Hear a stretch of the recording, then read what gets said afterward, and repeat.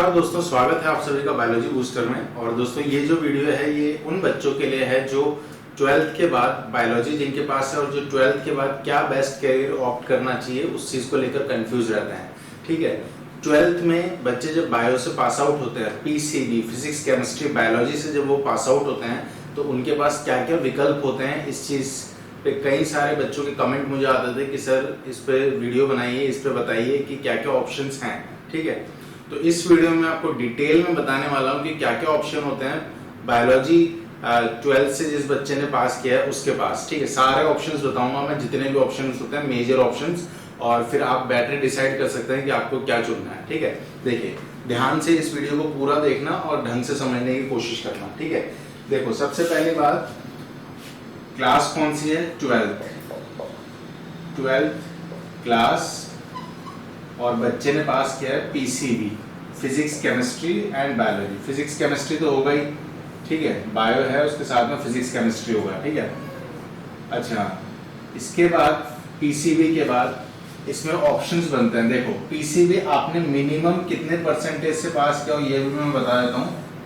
देखो पीसीबी आपने मिनिमम 60% से पास किया होना जरूरी है। जनरल कैटेगरी के लिए, एससी एसटी के लिए 55% के आसपास रहते हैं, लेकिन फिर भी मैं रिक्वेस्ट करूंगा कि मिनिमम 60% तो बनाइए कम से कम। ठीक है, 60% बहुत अच्छा है, अगर आप बहुत ज्यादा बनाते हैं 90% बनाते हैं बहुत अच्छी बात है, लेकिन मिनिमम क्राइटेरिया 60% होना चाहिए, तभी आप सभी चीजों के लिए एप्लीकेबल होंगे। ठीक है, बच्चे ने 12th क्लास पास कर ली पीसीबी फिजिक्स केमिस्ट्री बायोलॉजी से। ठीक है, फिजिक्स केमिस्ट्री बायोलॉजी और फिजिक्स केमिस्ट्री मैथ्स दोनों ही ऑप्शन भी लेते हैं कई बच्चे 11th 12th क्लास में पीसीबीएम। ठीक है, उस ऑप्शन का कोई सेंस नहीं होता है। ठीक है, क्योंकि बायोलॉजी और जो आपका मैथ्स है वो टोटली डिफरेंट स्ट्रीम है, कहीं भी आपस में कोई लेना देना नहीं है। ठीक है, तो या तो आप प्योर बायोलॉजी लीजिए 11th 12th क्लास में, या फिर आप प्योर मैथ्स लीजिए। ठीक है, खैर यहाँ पे बच्चे ने पास कर चुका है वो फिजिक्स केमिस्ट्री बायोलॉजी से, या अगर पीसीएमबी वाला भी स्टूडेंट है तो बायोलॉजी वाले कैरियर में ही जाना चाहता है, तो उसके लिए अपन बात कर रहे हैं। ठीक है, देखो सबसे पहले ऑप्शन जो रहता है 60% आपका होना चाहिए। सबसे फर्स्ट पहला ऑप्शन जो रहता है वो रहता है नीट। ठीक है, नीट से क्या होता है? नीट से मिलती है आपको एमबीबीएस सीट। ठीक है, देखो ऑल इंडिया मेडिकल टेस्ट होता था पहले। ठीक है, अब क्या होता है? अब नीट होता है। नीट क्या करता है? जितने भी आपके मेडिकल कॉलेजेस है इंडिया में, जैसे एसएमएस मेडिकल कॉलेज हो गया, आरएनटी मेडिकल कॉलेज हो गया, वीएमएमसी मेडिकल कॉलेज हो गया, ठीक है, किंग जॉर्ज मेडिकल कॉलेज हो गया, बहुत सारे जितने भी मेडिकल कॉलेजेस हैं ये एक संयुक्त टेस्ट करवाते हैं और उसका नाम होता है नीट। तो नीट में जो आपकी रैंक आती है उसके हिसाब से आपको कॉलेजेस मिलते हैं, क्योंकि कॉलेजेस की भी रैंक रहती है। जो सबसे अच्छे कॉलेजेस रहते हैं वो टॉप पे रहेंगे, फिर धीरे धीरे इस तरीके से अरेंजमेंट रहता है उनका। ठीक है, तो जो बच्चे की जितनी ज्यादा रैंक आएगी उसको उतना अच्छा कॉलेज मिलेगा। ठीक है, क्लियर है बात? अच्छा एक चीज नीट में मैं आपको बता दूं कि दो आपके मेडिकल कॉलेज ऐसे हैं इंडिया में जो नीट के थ्रू एडमिशन नहीं लेते हैं, नीट के थ्रू अपने सीट्स फिलअप नहीं करते हैं एमबीबीएस के। वो है एक तो एम्स अपना खुद का एंट्रेंस लेता है, और दूसरा है आपका जिपमर भी अपना खुद का एंट्रेंस लेता है। इसके अलावा जितने भी दूसरे मेडिकल कॉलेजेस हैं सारे नीट्स के थ्रू ही अपनी सीट जो है वो फुल करते हैं। ठीक है, क्लियर है ये बात? एक और चीज हमेशा याद रखना कि नीट में जब आप सेलेक्ट होते हैं, नीट के थ्रू जब आपको सीट मिलती है एमबीबीएस की, तो उसमें आपका फीस बहुत कम रहता है। 5 साल का जो एमबीबीएस रहेगा आपका 5-5.5 साल का, उसमें आपकी फीस बहुत कम रहेगी और उल्टा आपको स्टाइपेंड वगैरह और मिलेगा। ठीक है, और जो रेपुटेशन होगी कॉलेज की वो बहुत अच्छी होगी। मतलब कभी भी आप दिखाओगे कि आपने कहाँ से मेडिकल की डिग्री ली है, तो आप दिखाओगे किंग जॉर्ज से ली है मैंने, वीएमएमसी से ली है मैंने, एसएमएस मेडिकल कॉलेज से ली है, तो वो एक रेपुटेड रहता है। ठीक है, तो हमेशा ध्यान रखें, या तो आप गवर्नमेंट नीट एग्जाम को क्वालिफाई करके गवर्नमेंट सीट लें एमबीबीएस की, वरना आप एमबीबीएस ना करें। कई बच्चे लाखों रुपए लगा के रशिया चल जाते हैं, चाइना चल जाते हैं और वहां से एमबीबीएस की डिग्री करके ले आते हैं, तो उससे कोई फायदा है नहीं। 50-60-70 लाख 1 करोड़ रुपए आप लगा दोगे पेरेंट्स के, उसके बाद जब आप इंडिया आओगे तो आपका एक टेस्ट होता है, उसको क्वालिफाई करना जरूरी होता है, तभी यहाँ के गवर्नमेंट हॉस्पिटल्स में या यहाँ पे अपनी आप सेवाएं दे सकते हो। ठीक है, और वो बहुत टफ होता है, वो क्वालिफाई नहीं होता है फिर। ठीक है, तो मैं जो हार्श रियलिटी है ना वो बता रहा हूँ आपको, ठीक है। तो अगर ये क्वालिफाई हुआ है आपका और गवर्नमेंट सीट अलॉट हुई है तो ही आप नीट करना, नहीं तो आप नीट मत करना, ठीक है। और एक और चीज हमेशा बोलूंगा, पहले भी बोल चुका हूँ, हमेशा बोलूंगा कि जो फील्ड होती है, फील्ड में स्कोप नहीं होता, स्कोप बंदे में होता है, ठीक है।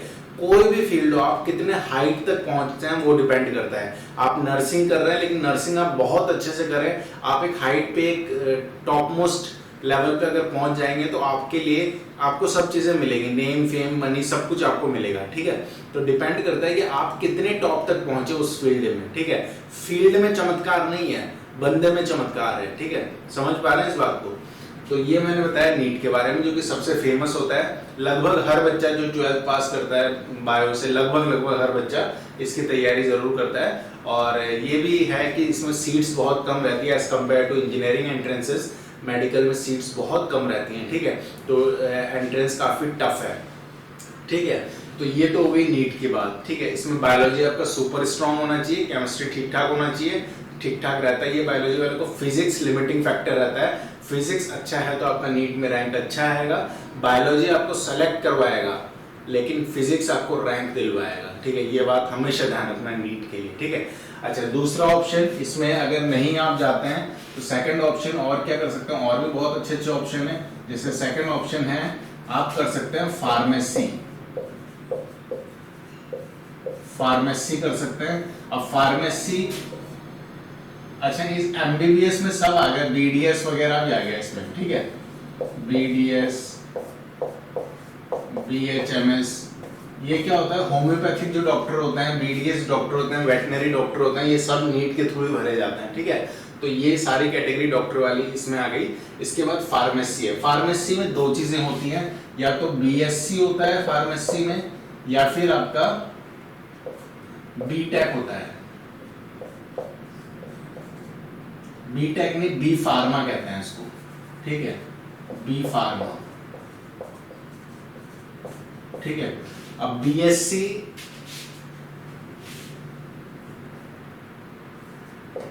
ग्रेजुएट,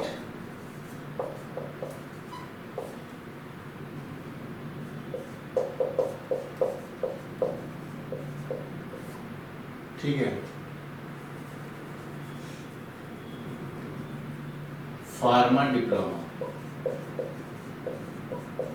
अब देखो फार्मेसी में दो चीजें होती है। फार्मेसी में एक तो डिप्लोमा कोर्स भी होता है, सिंपल डिप्लोमा कर सकते हो अगर आपको जल्दी जॉब चाहिए तो, और एक होता है ग्रेजुएशन, ठीक है। तो मैं रिकमेंड करूंगा कि आप ग्रेजुएशन करें, ताकि ग्रेजुएशन करने के बाद आपको लाइसेंस मिल जाता है। आप अपना खुद का जो है मेडिकल स्टोर या अपना खुद का जो है, ये नहीं है अब ये कई लोग कहते हैं कि आपने फार्मेसी कर ली तो ये दुकान खोल के बैठ जाएगा, ऐसा कुछ नहीं है। फार्मेसी करने के बाद भी बहुत अच्छे डॉक्टर से कांटेक्ट करके आप बहुत अच्छा अपना बिजनेस बना सकते हो, ठीक है। और ड्रग्स में बहुत ज़्यादा पैसा होता है, ड्रग्स मतलब मेडिसिन, ठीक है। मतलब आपके लिंक कैसे हैं उस पर डिपेंड करता है, ठीक है। और उसके लिए सबसे पहले आपको सब्जेक्ट की समझ होनी चाहिए। इसमें बायोलॉजी और केमिस्ट्री आपका बहुत अच्छा होना चाहिए, ठीक है, इस चीज़ के लिए। अच्छा, इसके अलावा जो तीसरा अच्छा ऑप्शन है वो है बायोटेक्नोलॉजी, बायोटेक। अब बायोटेक भी दो होता है, एक तो बीएससी होता है बायोटेक में और एक होता है बीटेक। बीटेक 4.5 साल का होता है इसमें, और बीएससी जो होता है 3 साल का होता है, ठीक है। तो बीएससी या बीटेक करने के बाद आजकल ये फैशन हो गया है कि आपको मास्टर्स करना जरूरी है। इवन आप एमबीबीएस भी करते हो तो एमडी एमएस करना जरूरी होता है। तो इसीलिए यहाँ पे बीएससी या बीटेक आप करोगे तो उसके बाद आपको मास्टर करना पड़ेगा, या तो एमटेक करो या एमएससी करो, ठीक है। अब बीएससी के 3 साल और एमएससी के 2 साल, 5 साल में आप मास्टर डिग्री वाले बन गए। यहाँ पे आपको 4.5 साल तो इसमें लगेंगे, और फिर 2 साल एमटेक में, तो 6.5 साल में आप मास्टर डिग्री वाले बनेंगे। तो बेटर ये है ये कर लें। लोग बीटेक के पीछे भागते हैं, नहीं इंजीनियर बनेंगे हम। अरे ऐसे इंजीनियर बन के क्या फायदा है जिसमें आपको जॉब ही ना मिले, ठीक है, या आपका टाइम ड्यूरेशन ज्यादा जाए। 1 साल आपका जिंदगी का चला जाएगा और कोई मतलब वाली बात है नहीं, ठीक है। तो मैं रिकमेंड करूंगा, दोनों ही वैसे ठीक हैं, लेकिन मैं रिकमेंड करूंगा बीएससी बायोटेक करें। और इसके भी गवर्नमेंट कॉलेजेस होते हैं बहुत सारे जो एंट्रेंसेस लेते हैं अपने, जैसे बीएचयू हो गया, जैसे एएमयू हो गया, जैसे एम्स भी लेता है शायद, ठीक है। तो आप सर्च करेंगे तो आपको मिल जाएंगे, ठीक है। तो ये है, ये 3 इयर्स का होता है और ये होता है आपका 4.5 इयर्स का, ठीक है। इसके बाद और क्या कोर्सेज हैं अपने पास, आप कर सकते हैं नर्सिंग, जिनको मेडिकल फील्ड बहुत अच्छी लगती है, लोगों की सेवा करने में बहुत मजा आता है, वो नर्सिंग कर सकते हैं। अब नर्सिंग में भी क्या होता है, एक तो जीएनएम होता है और एक होता है बीएससी नर्सिंग। बीएससी नर्सिंग मेरे हिसाब से शायद 4 साल की होती है, 3.5-4 साल की, और जीएनएम जो है डिप्लोमा है, ठीक है। तो मैं आपको रिकमेंड करूंगा कि आप बीएससी नर्सिंग करें, ताकि आपको ग्रेजुएशन की डिग्री भी मिल जाए, ताकि आगे आपको अगर कंपटीशन देना चाहें, यूपीएससी या कोई भी एग्जाम देना चाहें, तो उसके लिए आपके पास ग्रेजुएशन की डिग्री मिनिमम चाहिए होती है हर इंडिविजुअल को, तो वो आपको मिल जाए। और दूसरा, आपको मतलब इसकी नॉलेज भी रहेगी नर्सिंग की, ठीक है।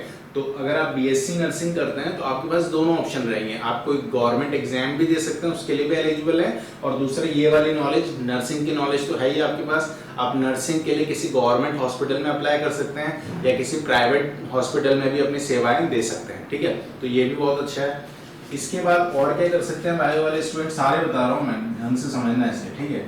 आप सिंपल बीएससी भी कर सकते हैं, ठीक है। सिंपल बीएससी फिजिक्स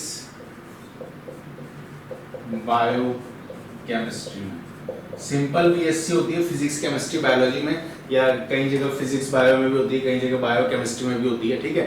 तो सिंपल बीएससी कर सकते हैं आप, और इंटीग्रेटेड बीएससी भी कर सकते हैं।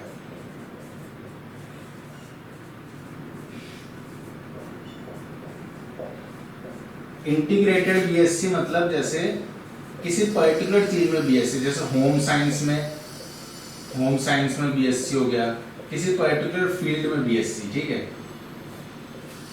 तो देखो दोनों का क्या मतलब है, बीएससी तो सिंपल है, फिजिक्स केमिस्ट्री बायोलॉजी में बीएससी हो गई आपकी, एक इंटीग्रेटेड बीएससी हो गई, ठीक है, मतलब होम साइंस या पर्टिकुलर किसी चीज में, ठीक है। एक हो गया आपका, एक और होता है बीएससी ऑनर्स। बीएससी ऑनर्स किसी सब्जेक्ट में होगा आपका, जूलॉजी में, बॉटनी में, इनमें हो सकता है, ठीक है। तो देखो यहाँ पे 3 ऑप्शन है, या तो बीएससी आप कर सकते हैं फिजिक्स केमिस्ट्री बायोलॉजी में, इसके बाद आप इंटीग्रेटेड बीएससी भी कर सकते हैं किसी होम साइंस या गार्डनिंग या किसी ऐसे सब्जेक्ट में, एग्रीकल्चर वगैरह में, या फिर आप बीएससी ऑनर भी कर सकते हैं जूलॉजी या बॉटनी में, ठीक है।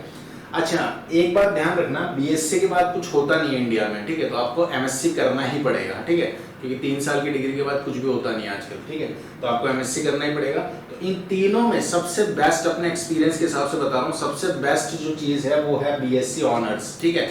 आप बीएससी ऑनर्स करना, अगर इनमें से नहीं करना है, आपको नीट नहीं करना है और आपको बीएससी करने का मन बना रहे हैं आप, तो आपको करना है बीएससी ऑनर। बीएससी ऑनर में आपको, अब आप देख लीजिएगा आपका क्या ज्यादा अच्छा है, जूलॉजी आपको ज्यादा अच्छा लगता है या बॉटनी, जो भी आपको अच्छा लगता हो, आप उसमें 3 साल बिताइए अपने, 3 साल उसी को पढ़िए। मान लीजिए किसी बच्चे ने बीएससी जूलॉजी किया है 3 साल, तो उसके जूलॉजी पे अच्छी कमांड है, ठीक है। उसके बाद आगे वो बढ़ेगा तो एमएससी भी जूलॉजी में ही करें फिर आप, ठीक है। तो एमएससी भी जूलॉजी में हो गई तो उसका बहुत अच्छा कमांड हो जाता है उस सब्जेक्ट पे, तो वो जाके फिर सीटेट देके या तो टीचिंग प्रोफेशन में जा सकता है, स्कूल के बच्चों को पढ़ा सकता है, या फिर वो नेट जेआरएफ करके या नेट एलएस करके कॉलेज के बच्चों को पढ़ा के प्रोफेसर भी बन सकता है, ठीक है। तो ये अच्छा ऑप्शन रहता है बच्चों के पास कि बीएससी ऑनर करें आप, ठीक है। अब जैसे बीएससी आपने होम साइंस कर लिया ना, तो होम साइंस क्या है अभी ये, ठीक है, ये नया फील्ड है, तो इतना भी स्कोप है नहीं, पता नहीं स्कोप कब आएगा, ठीक है। जैसे बायोटेक है, बायोटेक, बीएससी बायोटेक कर लिया आपने, तो बीएससी बायोटेक करके क्या है अभी, क्योंकि बहुत अच्छे ऑप्शन नहीं है अभी इंडिया में, ऑनेस्टली बता रहा हूँ बिल्कुल, क्योंकि हमारी कंट्री में खाने के लिए फूड नहीं है अभी ढंग से, ठीक है। और आप बायो इंजीनियरिंग की बात कर रहे हैं तो बड़ी दिक्कत वाली चीज है। तो ऐसी चीज हमें चुननी है जिसका विकल्प हो, जिसमें जॉब के चांसेस ज्यादा हो, तो जॉब के चांसेस ज्यादा हैं इसमें, ठीक है। हमेशा ध्यान रखना इस चीज को, बीएससी ऑनर करना, जूलॉजी बॉटनी इसमें, फिर एमएससी इसी में करना, सेम सब्जेक्ट में करना, जिसमें बीएससी किया है उसी में एमएससी करना, सब्जेक्ट चेंज मत कर लेना, क्योंकि आपकी पकड़ नहीं रहेगी नहीं तो सब्जेक्ट पे, ठीक है।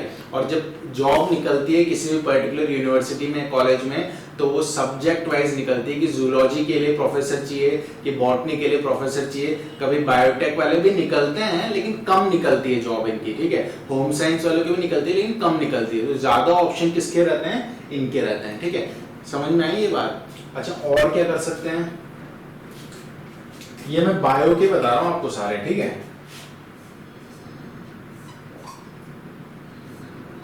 इसके अलावा आप डिप्लोमा कर सकते हैं। डिप्लोमा बायोलॉजी में पर्टिकुलर क्या होता है, जैसे DMLT, MNLT, ये डिप्लोमा कोर्सेज होते हैं। ये 1 या 2 साल के होते हैं और इसके बाद आप किसी हॉस्पिटल में, गवर्नमेंट या प्राइवेट हॉस्पिटल में लग सकते हैं। मेरे बहुत सारे फ्रेंड हैं जो ये किया था सिर्फ उन्होंने, ठीक है, सिर्फ डिप्लोमा किया था 2 साल का, 1 या 2 साल का ये होता है। और उसके बाद वो गवर्नमेंट जॉब परस्यू कर रहे हैं गवर्नमेंट हॉस्पिटल में, और उनकी सैलरी 50 to 60,000 के अराउंड है, ठीक है। तो इस बात को समझिए, आपकी कोई भी चीज हल्की नहीं है। आप डिपेंड ही करता है आपने कितने अच्छे से पढ़ाई की उसमें जाने के बाद, ठीक है। तो इसमें ध्यान ये रखना कि डिप्लोमा अगर ये उन बच्चों के लिए जिनको जल्दी जॉब चाहिए, क्योंकि सबकी फैमिली की कंडीशन एक जैसी नहीं होती है। किसी बच्चे को बहुत दिक्कत होती है, फाइनेंशियल प्रॉब्लम होती है घर पे, उसको जल्दी जॉब चाहिए बेचारे को, ठीक है। तो उसके लिए सबसे बेस्ट है डिप्लोमा, ठीक है। डिप्लोमा कर ले वो DMLT MNLT में, एक बार जॉब ले ले, उसके बाद साइड में अपनी ग्रेजुएशन करता रहे, डिस्टेंस लर्निंग से अपनी ग्रेजुएशन लगा ले, ठीक है। इस तरीके से कर सकता है वो। तो देखो, कई सारे वीडियोस आप देखते होंगे, बहुत सारे ऑप्शन आपको बताएंगे, ये कर लो वो कर लो। जो मोटे मोटे ऑप्शन होते हैं ना, वो यही होते हैं सारे, ठीक है, बायो में, ठीक है। इसके अलावा आप किसी भी चीज से आपने ग्रेजुएशन किया हो, जो गवर्नमेंट एग्जाम होते हैं, जैसे कि SSC हो गया, बैंक हो गया, या फिर आपके सिविल सर्विसेज हो गया, CDS हो गया, ये सब तो ओपन है ही आपके लिए, वो तो कोई भी दे सकता है जो भी ग्रेजुएट है। तो इसमें से किसी में भी आप ग्रेजुएट हैं, अगर MBBS से ग्रेजुएट हैं, या आप नर्सिंग से ग्रेजुएट हैं, या BSc से ग्रेजुएट हैं, तो वो एग्जाम तो आपके लिए खुले ही हुए हैं, ठीक है। लेकिन ये मैंने वो फील्ड बताई जो पर्टिकुलर बायोलॉजी की है, ठीक है, कि बायोलॉजी में क्या क्या फील्ड है। तो एज कंपेयर टू मैथ्स थोड़े से कम ऑप्शन जरूर रहते हैं बायो में, लेकिन ऐसा नहीं कि ऑप्शन नहीं है, ठीक है। आप डिपेंड ही करता है, मैं फिर वही बात कहूंगा, डिपेंड ही करता है आपने कितने अच्छे से पढ़ाई की है। अगर आपने अच्छे से पढ़ाई की है तो आपके लिए अच्छा ऑप्शन उसमें रहेगा, आप अच्छा उसमें उस फील्ड में कर पाएंगे, ठीक है। तो होप दोस्तों, क्योंकि इस वीडियो का बहुत ज़्यादा डिमांड था बच्चों का कि सर ऐसा वीडियो बताइए, हमें बहुत कन्फ्यूजन है इस चीज़ को लेकर कि क्या करियर हम चुने 12th के बाद, तो इसलिए मैंने वीडियो बनाया है, ठीक है। तो होप आपको इससे हेल्प मिलेगी। Thank you so much, love you all.